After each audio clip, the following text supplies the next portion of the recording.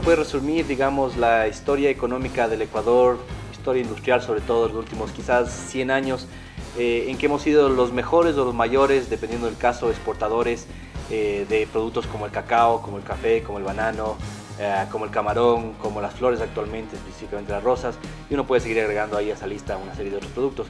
El tema es que somos los mejores y somos los mayores, pero mejor dicho, somos los más grandes exportadores y productores, pero no somos los mejores. No somos los mejores para quedarnos en los mercados, acaparar mercados, generar cuotas que van creciendo y sobre todo no somos los mejores en productividad. El gran problema del Ecuador es en realidad que tenemos industrias que trabajan en forma tremendamente aislada, que funcionan en realidad como fueran una especie de islas, ¿no es cierto?, en las cuales cierto tipo de empresas funcionan bien, a algunas grandes les va bien, a algunas medianas también, pero tenemos una gran cantidad de empresas medianas, grandes, pequeñas, de todo tamaño en realidad, que pelean el día a día los mercados y que no logran innovar, no logran crecer, no logran trascender las fronteras del Ecuador.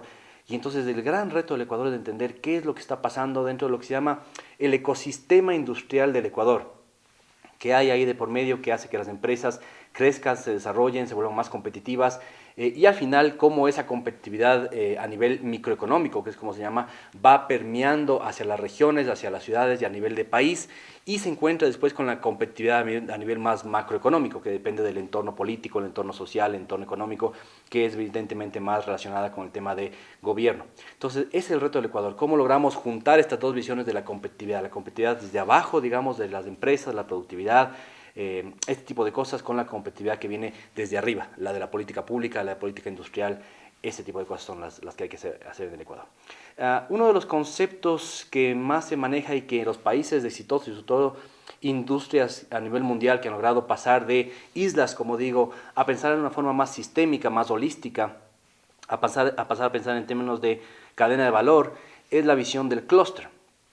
¿Qué es un clúster? Un clúster básicamente es un conjunto de empresas, instituciones, industrias, entidades, no solamente empresas, sino entidades públicas, entidades privadas, gremios, etcétera, academia, universidades, colaborando básicamente para ensanchar el tamaño del pastel y permitir que las empresas que compitan en un sector específico no dependan solamente de su competitividad, sino de la competitividad de lo que está pasando alrededor de sí mismas. Entonces pasamos de una visión de una empresa individual a una visión de cadena de valor, a una visión de clúster que es mucho más sistémica y actualmente se habla incluso de la visión de networks industriales que incluso tiende a ser más grande que la visión de clúster.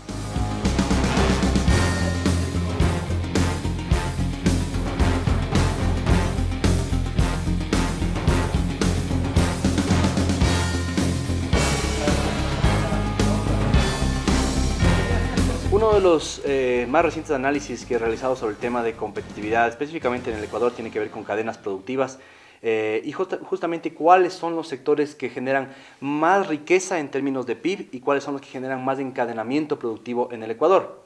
De un análisis rápido de las cuentas nacionales, es decir, de todas las industrias que generan riqueza en el Ecuador y cómo están encadenadas entre sí, es decir, qué industria le compra qué tipo de producto a cada otra industria del país, lo que encontramos es que hay 4 cuadrantes, digamos. Un cuadrante en el cual hay industrias de alto encadenamiento y alta generación de riqueza.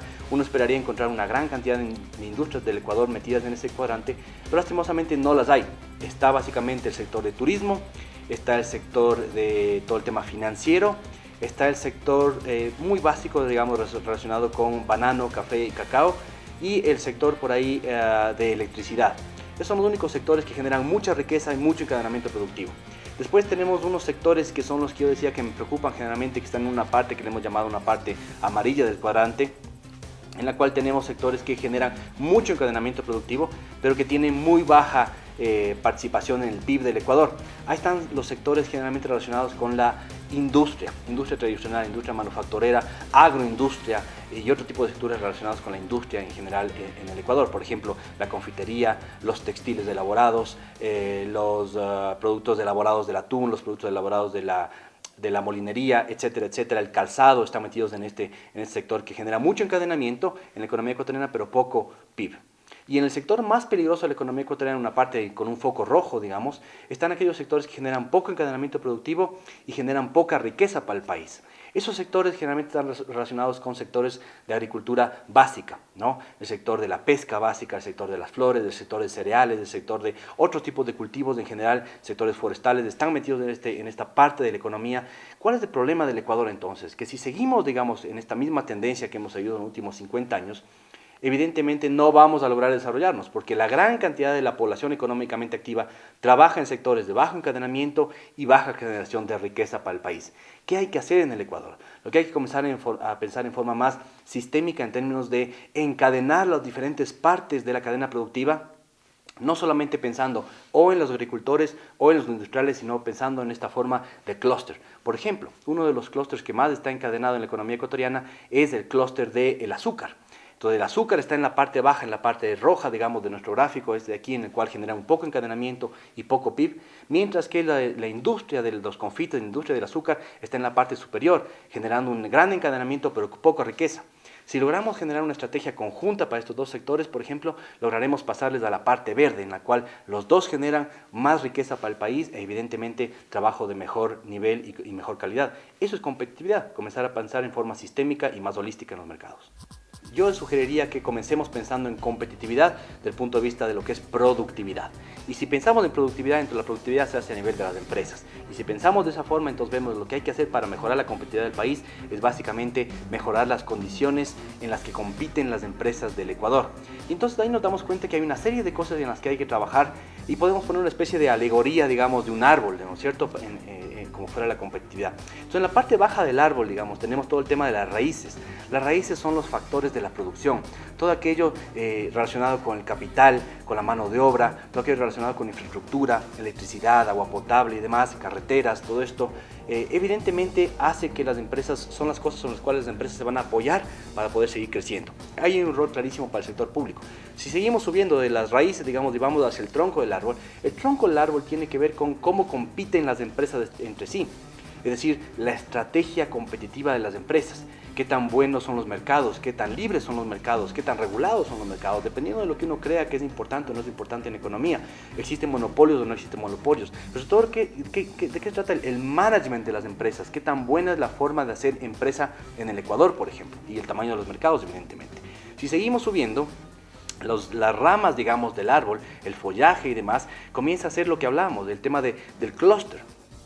Y ahí en términos de clúster vamos a hablar del ecosistema empresarial. Es todo aquello que le permite a la empresa no solo depender de sí misma, sino del resto de industrias de apoyo para comenzar a crecer en otros mercados y en el mercado interno también. Entonces instituciones, gremios, instituciones académicas, instituciones del gobierno, otro tipo de empresas. Mientras más fuerte el follaje, mientras más fuerte el ramaje, digamos, de este árbol de la competitividad, más pueden crecer las empresas.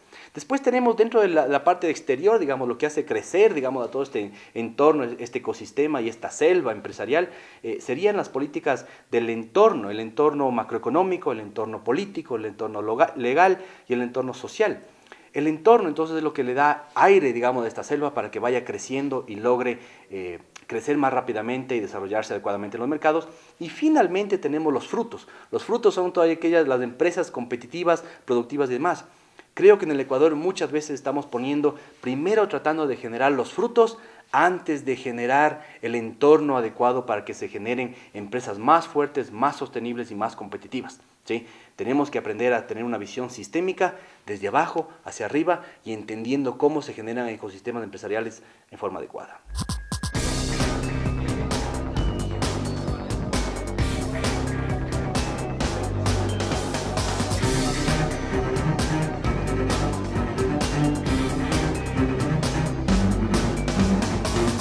Generalmente suelen preguntarme cuál es el modelo a seguir en términos de competitividad.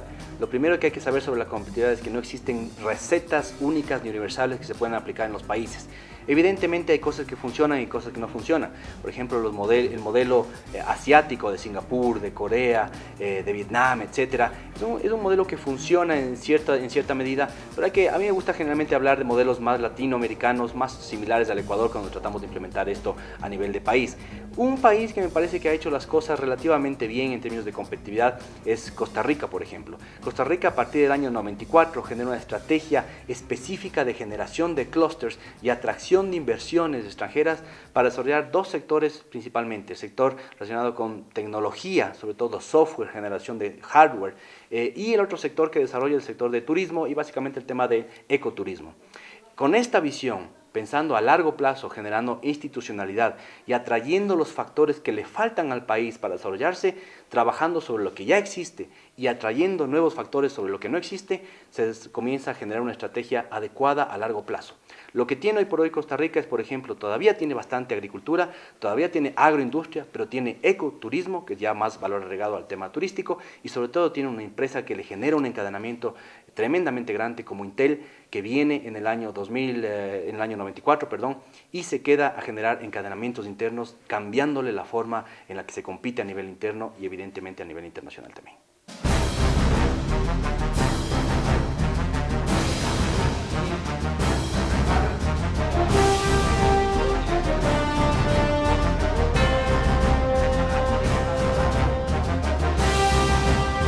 El turismo indudablemente para el Ecuador es una alternativa tremendamente fuerte. El tema es que en el Ecuador seguimos pensando como el potencial turístico que tenemos y no actuamos con una estrategia clara de encadenamientos internos y pensando en todo lo que es el turismo. El turismo en el Ecuador no tiene solamente que ver con desarrollar las playas y demás, tiene que ver con carreteras, tiene que ver con infraestructura, tiene que ver con la capacidad del empresariado para atender al turista y tiene que ver con un tema fundamental que es el tema de seguridad. Sin seguridad uno no atrae al turista de forma adecuada. Eso es lo que hizo Costa Rica. El Ecuador nos falta tener una estrategia más clara a largo plazo sobre este tema.